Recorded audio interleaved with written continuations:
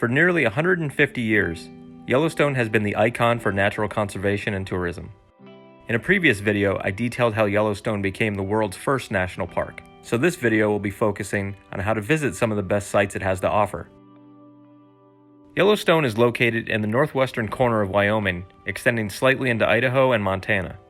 The park is 60 miles from end to end, and crossing it can take hours. While Yellowstone is famous for its geothermal features, it can be hard to grasp why so many of these features are found here.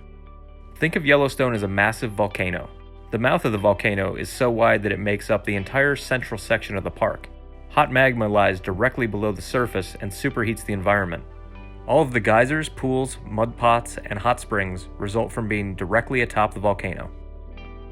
To navigate this beautiful but volatile setting, you'll need to follow the main road system, which looks like a figure 8, with several connected branches leading in and out of the park. These limited roadways can occasionally be obstructed by the native animals that pass across them, so budget extra time for your visits.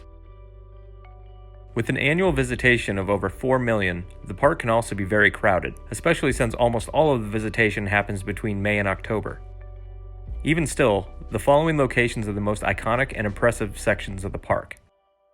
To avoid crowds, try to hit the major sites early and get more off the beaten track as the day goes on. Beginning in the north and working south, the first place to see is Mammoth Hot Springs.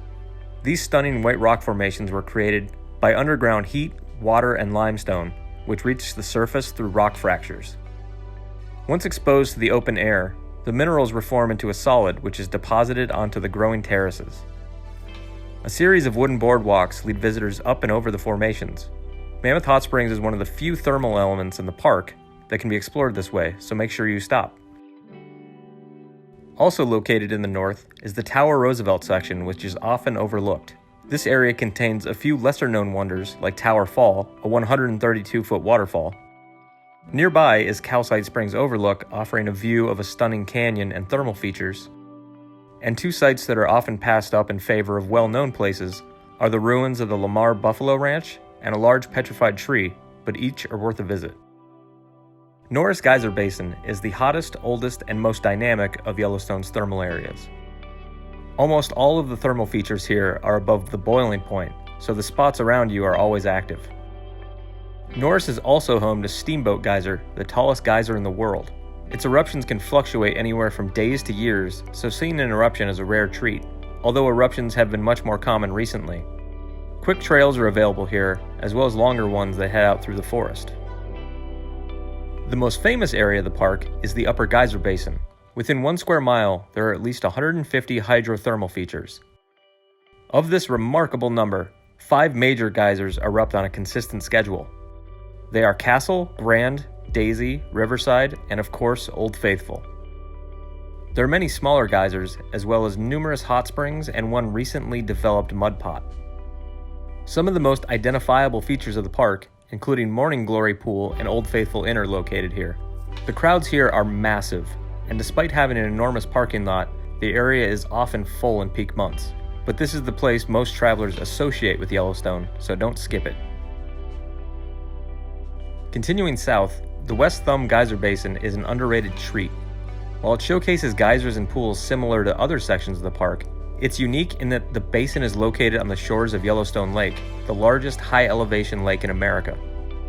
The West Thumb of Yellowstone Lake was formed by a large volcanic explosion that occurred approximately 150,000 years ago. The hydrothermal features at West Thumb are not found only on the lake shore, but extend under the surface of the lake as well. Following the road around to the eastern side of the park, you'll arrive at Grand Canyon of the Yellowstone. This gorge is roughly 20 miles long and displays 2 major waterfalls. Upper Falls is 109 feet high and can be seen from the brink of the Upper Falls Trail and Uncle Tom's Trail. The Lower Falls is 308 feet high and can be seen from most trails and overlooks. Some of the earliest photographs and paintings detailing the natural wonders of Yellowstone focused on the canyon. Many visitors are not aware this section of the park exists, but now that you do, try to see it at sunrise. Beyond these popular areas, the park is blanketed with numerous hotspots, lakes, trails, basalt columns, historic structures, waterfalls, and ample wildlife. Keep in mind, however, that only a few locations offer restaurants and lodging. Your best bet for both are the neighboring towns of West Yellowstone, Idaho, and Gardner, Montana, with Cody, Wyoming as a distant third. Give yourself several days to explore the park. You'll need them. Yellowstone is incredibly large and diverse, and with Grand Teton National Park directly south, you'll need the time to cover even a portion of what is available.